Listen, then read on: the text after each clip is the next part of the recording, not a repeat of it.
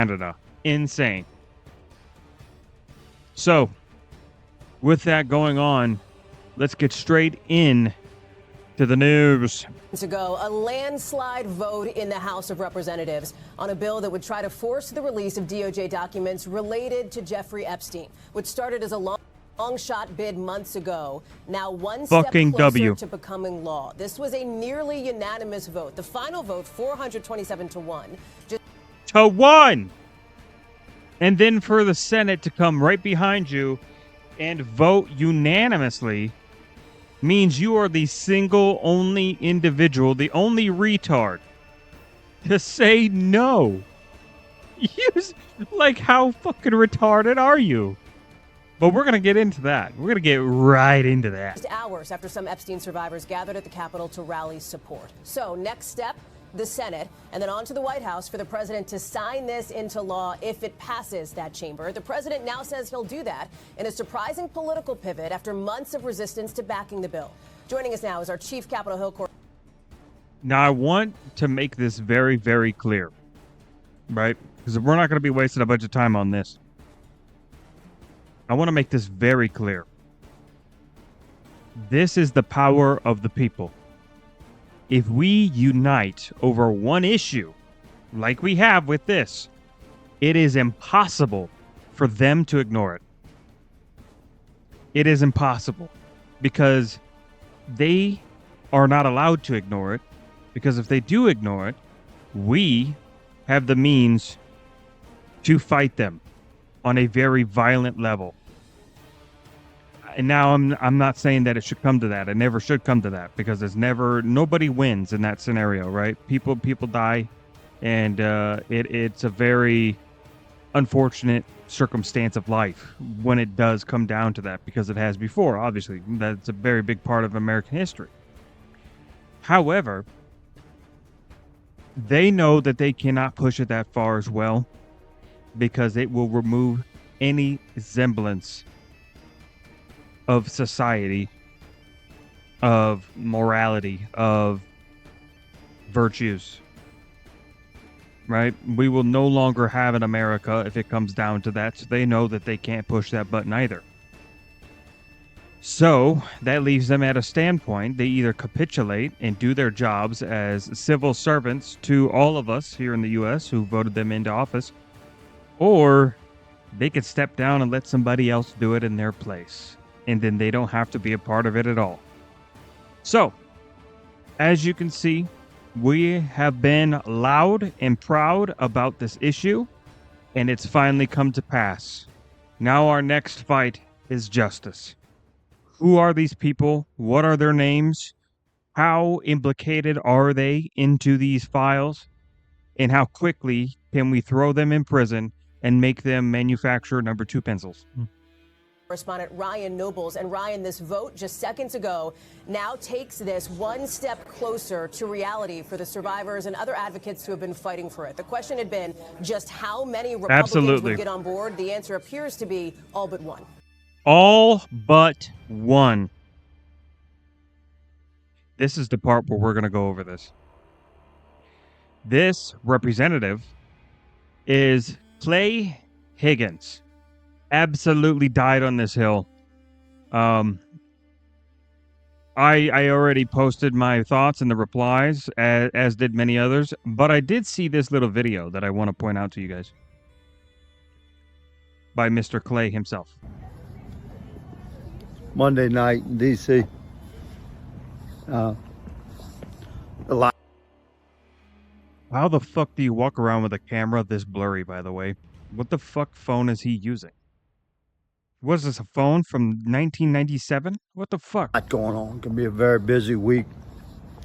Just keep in mind, America, that we have to try to do the right thing, even if it's like difficult.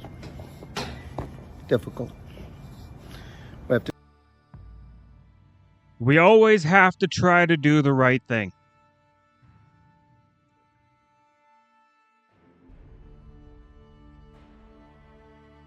closer to reality for the survivors and other advocates who have been fighting for it. The question had been just how many Republicans would get on board. The answer appears to be all but one. All but one. 427 but one. And it's him. A fake blue-collar worker, a fake blue-collar representative, a fake... Just a fake representative of the people, right? I have been a principled no on this bill from the very beginning. This was posted 5 hours ago. What was wrong with the bill 3 months ago is still wrong today. It abandons 250 years of criminal justice procedure in America as written. This bill reveals and injures thousands of innocent people, witnesses, people who provided alibis, family members, etc. If enacted in its current form, this type of broad reveal of criminal investigative files released to a rabid media will absolutely result in innocent people being hurt. You know what I say? Fuck them. Fuck those innocent fucking people. You shouldn't have been anywhere close to this guy. You should have roached out immediately. You should have spilled everything that you knew. You had your opportunity and you hid away. And you fucking hid away. Now, some people, if they're heavily involved enough, are legally obligated to keep their mouth shut. To them, I say fair dues. Fair dues. You got to do what you got to do in a legal process, right? But for everyone else who is not under that exemption, get fucked. Get absolutely fucked. Y'all about to see a global crash out if these people are not brought to justice. Not by my vote. The Oversight Committee is conducting a thorough investigation that has already released well over 60,000 pages of documents from the Epstein case. That effort will continue in a manner that provides all due protections for innocent Americans. If the Senate amends the bill to properly address the privacy of victims and other Americans who are named but not criminally implicated, then I will vote for that bill when it comes back to the House.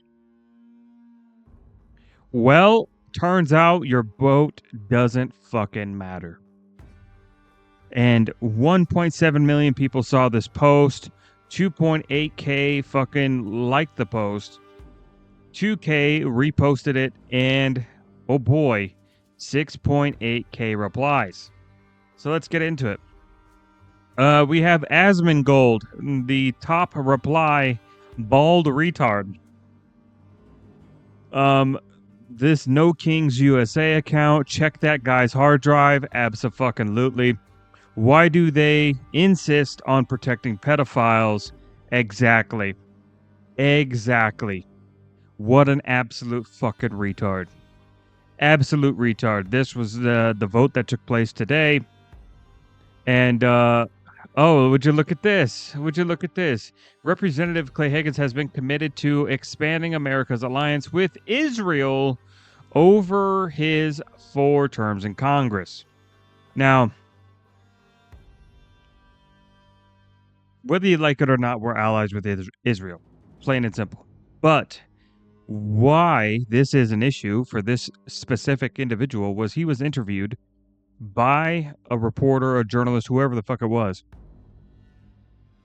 And this, when he was asked, was, do you care about America or do you care about Israel more? Could not answer the question. Then obviously right here, government of the rapists, by the rapists, for the rapists, right? People are going to be absolutely tearing this guy apart. Stop giving pedophiles a pass just because they can sing, act, or were elected to Congress. You are cooked. Check my hard drive now. Pedo protector. Absolutely slaughtering him in every mention of the comments.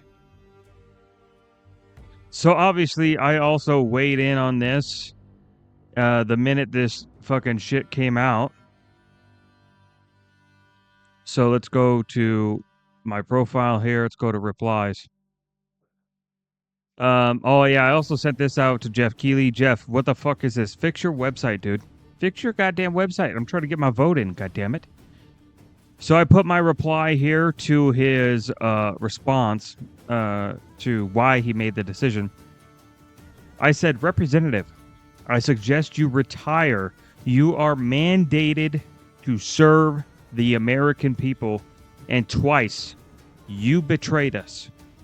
Once putting Israel on the same level of the USA, which should never fucking happen. If you are a representative of this country, your only fucking response to any loyalty question is USA always. That's it. Point blank simple. Anything other than that, you should be removed from office for treason. Plain and simple. I don't give a fuck what your reasoning is. USA first, always. Once putting Israel on the same level as this country, now twice, while trying to stop the reveal of the Epstein files. And because he's a religious man, you know I had to do it to him. Treason is a sin, and we the people condemn you to hell. So enjoy retirement, buddy, because we will never let you forget. We will always remind you every single day. You will never go out in public again without being reminded of the position that you took, protecting the most vile scandal of all fucking time when it comes to the Epstein files. You stupid fuck. Oh yeah, I did see this too. I don't give a fuck about fucking... I don't even know who Jack Doherty is, right? I don't give a fuck about that. So, and then after the House passed this, except for that one dumbass retard, the Senate passed it immediately. Literally, the bill hadn't even gotten to the Senate yet, and they passed it, and it's already been sent to Trump's desk. Now it's a matter of having Trump sign off on it, and it's done. It's done. It's law. Now it's down to the DOJ after Trump. Files. Let's get right to CNN's Manu Raju on Capitol Hill. Manu, we didn't even know if the Senate was going to take up the Epstein files bill. What is playing out right now? Yeah, just a couple weeks ago, it seemed like this bill was dead on arrival. Just a few days ago, it seemed like it was dead on arrival in the United States Senate. But now it is on its way to the president's desk in a remarkable turnaround, in an extremely fast move here. The Senate has essentially green-lighted this bill to be approved as soon as...